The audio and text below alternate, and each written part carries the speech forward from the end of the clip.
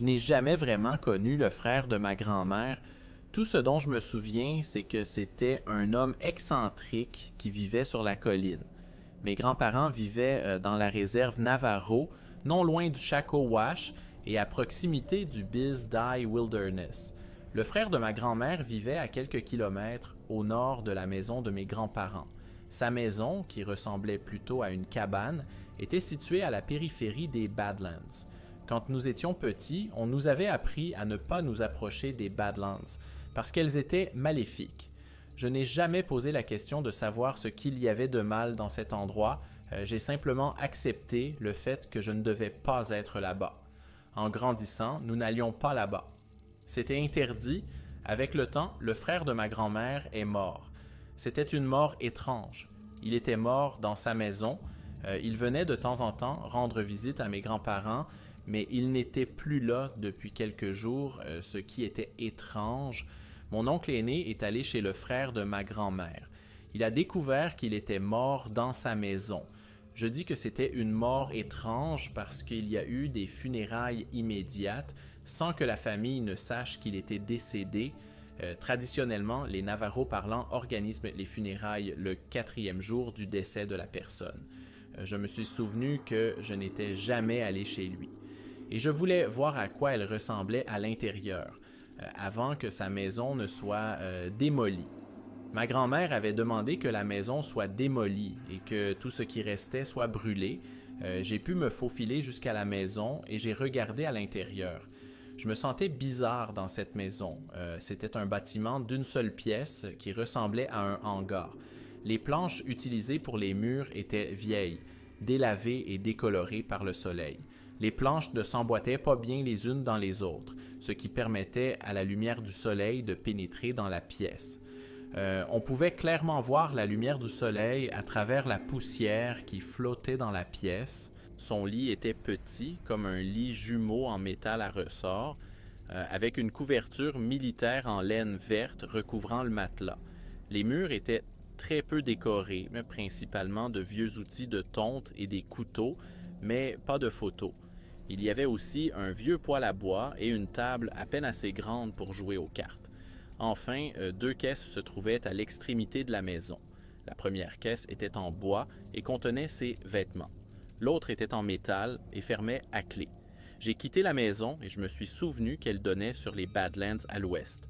Plusieurs années s'étaient écoulées et mon oncle aîné avait décidé de construire la maison de ses rêves à l'endroit même où vivait le frère de ma grand-mère. Ma grand-mère s'était inquiétée de l'emplacement et avait supplié son fils de ne pas construire à cet endroit, mais mon oncle avait insisté pour qu'il le fasse. La maison qu'il a conçue était une maison de plein pied, de style ranch, qui devait disposer de tous les équipements modernes dont ne disposeront pas les maisons des réserves. Mon oncle a engagé un entrepreneur qui a fait venir son équipe pour commencer la construction de la maison. Ils ont commencé à défricher le terrain et à préparer les fondations, puis ils ont commencé à construire la maison. Pendant la construction de la maison, les entrepreneurs ont apporté leur matériel et l'ont entreposé dans la maison. Mon oncle avait installé une clôture en fil de fer barbelé qui s'étendait bien au-delà du périmètre de la maison. Pendant la construction de la maison, les entrepreneurs constataient que leurs outils avaient disparu ou qu'ils avaient été déplacés à d'autres endroits de la maison. Les entrepreneurs disaient à mon oncle qu'ils voyaient des ombres à l'intérieur de la maison. Un matin, ils ont trouvé du sang à l'intérieur du mur de la maison et les entrepreneurs ont commencé à exprimer leur inquiétude quant aux événements qui s'étaient produits. Ils avaient trouvé d'étranges traces dans le sable autour de la maison. Ces traces venaient de l'ouest, en direction des Badlands. Mon oncle ne connaissait pas ces traces. Bien qu'il soit un chasseur passionné et qu'il soit très bien formé à l'identification des traces et des animaux qu'il n'a pas réussi à identifier les traces. Il a demandé l'aide de mon grand-père, donc mon père qui est venu examiner les traces. Immédiatement, il était parti et a amené ma grand-mère sur les traces. À ce moment-là, les entrepreneurs avaient tous décidé de partir parce qu'ils avaient peur de ce qui les dérangeait. Ma grand-mère savait déjà ce qui était venu à la maison. C'était un marcheur de peau. Elle a dit à mon oncle ce qu'il fallait faire et il a notifié aux entrepreneurs de cesser toute activité et qu'il serait rappelé lorsque le problème serait résolu. Je me souviens que mon grand-père a ratissé le sol et s'est débarrassé des traces en laissant une série d'empreintes sous un seau de 5 gallons. J'étais curieux de savoir pourquoi il avait laissé un seul jeu d'empreintes et j'ai demandé à mon grand-père pourquoi il l'avait laissé. Il m'a répondu que ma grand-mère devait s'occuper du problème. À l'époque, je ne comprenais pas pourquoi elle avait besoin d'un seul jeu d'empreintes, mais ce n'est que lorsque j'ai eu l'âge de rassembler les pièces du puzzle que j'ai compris que ma grand-mère avait utilisé sa médecine traditionnelle pour jeter la malédiction sur le marcheur de peau. Je me souviens vaguement qu'elle avait utilisé les traces pour placer une blessure sur le marcheur de peau afin de pouvoir identifier qui venait dans la maison. Lorsqu'elle était en mesure d'identifier le skinwalker en remarquant qu'il boitait sous sa forme humaine, elle l'affrontait et mettait éventuellement fin à son skinwalking. Je ne sais pas si elle a pu identifier la personne, mais les événements à la maison ont continué. Après quelques semaines, les entrepreneurs sont revenus à la maison et ont continué à travailler. Ils voyaient toujours des ombres et des outils se déplacer et disparaître, mais il s'agissait plutôt d'une gêne. Mon oncle voulait avoir l'eau courante dans sa nouvelle maison. Il a donc creusé une citerne souterraine. Il voulait toutes les commodités d'une maison moderne de l'époque. Les maisons équipées d'eau courante, d'électricité, de chauffage et de climatisation intérieure étaient un luxe dans la réserve. Alors que mon oncle enterrait le réservoir d'eau souterrain, il a ouvert le couvercle de remplissage et a regardé à l'intérieur. Ce qu'il a vu l'a effrayé au point qu'il est tombé à la renverse et a crié. Il s'est éloigné de la citerne en courant, et tous les entrepreneurs sont venus voir ce qui se passait. Mon oncle a dit aux ouvriers que le réservoir était rempli de centaines de serpents. Les serpents étaient tous à l'intérieur du réservoir et rampaient. L'un des ouvriers s'est approché et a regardé à l'intérieur, mais il n'a rien vu. Pas un seul serpent. Lorsque mon oncle est retourné à l'intérieur, il n'a vu qu'un réservoir vide. Il était désemparé et commençait à s'inquiéter de ce qui se passait dans sa nouvelle maison de rêve. Il était au courant de tous les événements étranges qui s'étaient là produits dans cette maison et commençait à s'inquiéter et à s'engourdir à cause de ces événements. Les hommes n'arrêtèrent pas de dire à mon oncle qu'ils voyaient une ombre se déplacer dans la maison et qu'il y avait des points froids dans la maison. Mon oncle s'excusait et leur disait qu'il voyait des choses et que l'isolation gardait la maison fraîche. Il n'acceptait pas qu'il y ait des événements paranormaux dans la maison. Plusieurs semaines ont encore passé et la maison a finalement été achevée. Mes cousins avaient déjà revendiqué les pièces qu'ils voulaient et mon oncle avait entièrement meublé la maison car elle se trouvait dans la réserve Navajo et n'avait pas d'électricité. Mon oncle avait installé un générateur fonctionnant au diesel et disposant de son propre bâtiment à côté. J'étais ravi de voir la maison terminée et j'ai demandé si je pouvais y passer la nuit. Mon oncle m'a répondu que mon cousin et moi pouvions passer la nuit ici. Je me suis souvenu que la fille aînée de mon oncle, mon cousin et moi étions tous excités et nous avons tous décidé de rester dans le salon et de regarder la télévision par satellite. Mon oncle avait également installé une radio dans le salon pour que nous puissions parler à mes grands-parents en bas de la colline. Je me souviens que nous ne trouvions rien d'amusant à regarder, alors nous avons décidé de regarder des vidéos enregistrées sur notre magnétoscope. J'imagine qu'il était environ 22 heures. Le générateur s'est éteint et il n'y a plus d'électricité. Ma cousine a dit qu'elle irait voir le générateur et le remettrait en marche. Mon autre cousin et moi sommes restés près de la porte avec une lampe de poche. Nous l'avons regardé marcher environ 15 mètres jusqu'à la maison du générateur et je me souviens que c'était étrangement silencieux. J'étais habitué à ce que le bruit du générateur brise le silence. Le générateur s'est remis en marche. Nous sommes tous rentrés dans la maison et avons allumé la télévision et le magnétoscope. Je dirais que c'est environ 15 à 20 minutes plus tard que le générateur s'est éteint. Il faisait à nouveau nuit noire dans la maison. Ma cousine a pris une lampe de poche et nous a dit de rester à l'intérieur de la maison et qu'elle allait faire redémarrer le générateur.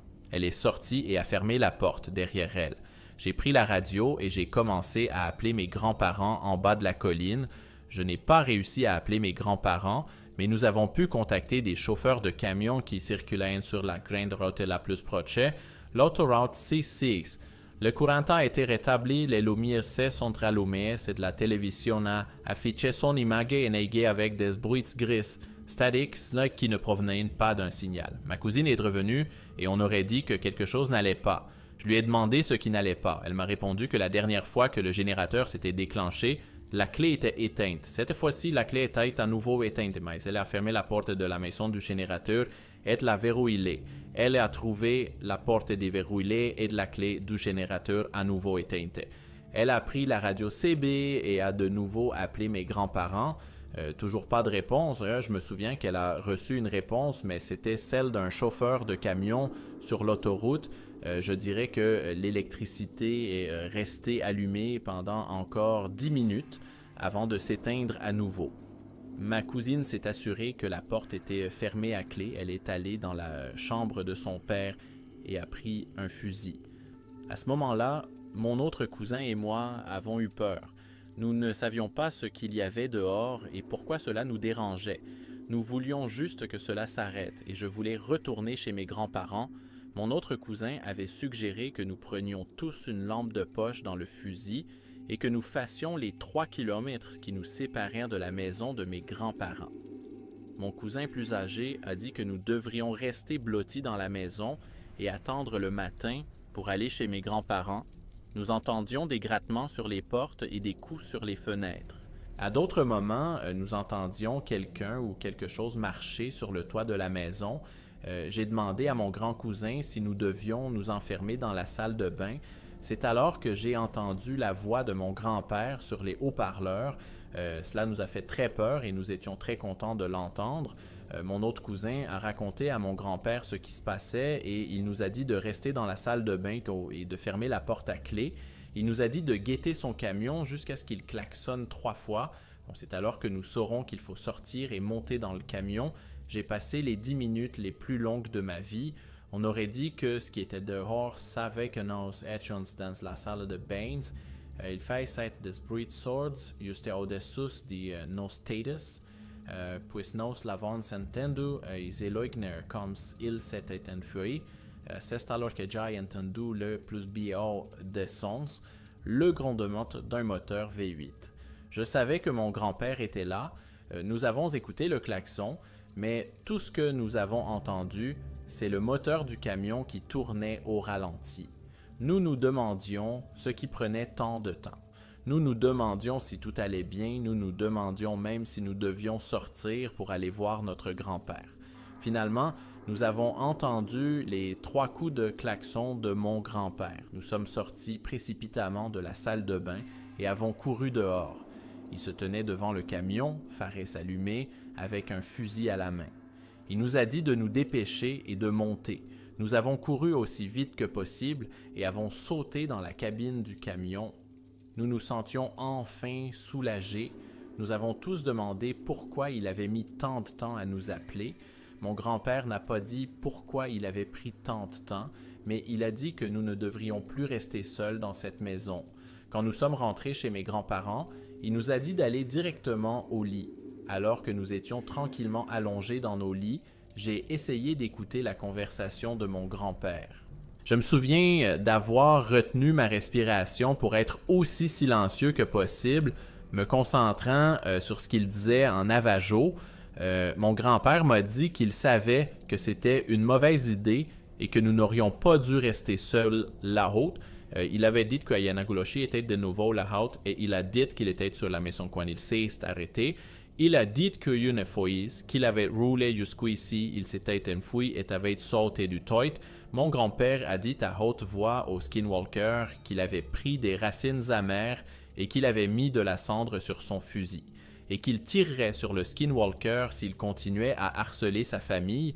J'ai entendu ma grand-mère demander si c'était le marcheur de peau aux longues oreilles, et mon grand-père a répondu que oui. Je ne sais pas combien il y avait de marcheurs de la peau dans la région, mais je sais qu'ils venaient de temps en temps. Je me souviens de la lourdeur de l'édredon de ma grand-mère. C'était réconfortant, comme si on nous tenait dans les bras et qu'on nous endormait. Nous avons dormi le reste de la nuit sans avoir peur de ce qu'il y avait dehors. Un soir, mon oncle aîné et sa famille rentraient de la ville. Mon oncle avait 2 filles, c'est de la plus jeune était contrariée de ne pas avoir pu acheter une jouette particulière pendant son séjour en ville. Elle pleurait et faisait une crise parce qu'elle n'avait pas obtenu ce qu'elle voulait. Lorsque la famille est arrivée à la maison, mon oncle, sa femme et la fille aînée sont entrés dans la maison. Ma jeune cousine ne voulait pas entrer et pleurait toujours parce qu'elle n'avait pas obtenu ce qu'elle voulait. Elle a dit qu'elle préférait passer la nuit dans le camion. Mon oncle lui a répondu que c'était son choix. Elle pouvait rester dehors et pleurer à chaudes larmes. Elle pourrait rentrer à l'intérieur quand elle serait prête. La famille d'O est entrée dans la maison. Ma jeune cousine s'est allongée sur la banquette du camion. Elle n'a pas tardé à s'endormir. Elle dit se souvenir d'avoir vu toutes les étoiles depuis le pare-brise du camion. Ma cousine dit qu'elle a été réveillée par un mouvement soudain du camion. Il a oscillé comme si quelque chose se trouvait dans la caisse du camion. Elle s'est redressée et a pensé que c'était probablement son père qui essayait de lui faire peur. Ce qui se trouvait dans la caisse du camion est monté sur le toit du camion. C'est alors qu'il a jeté un coup d'œil dans la cabine. Elle regardait par le haut du camion à travers le pare-brise supérieur. Ma cousine a décrit une créature pâle aux yeux très sombres. Elle a dit qu'elle avait de grands yeux noirs et qu'elle était d'un blanc grisâtre. Elle avait de minuscules narines et une petite bouche. Elle l'a regardé et elle a crié aussi fort qu'elle le pouvait.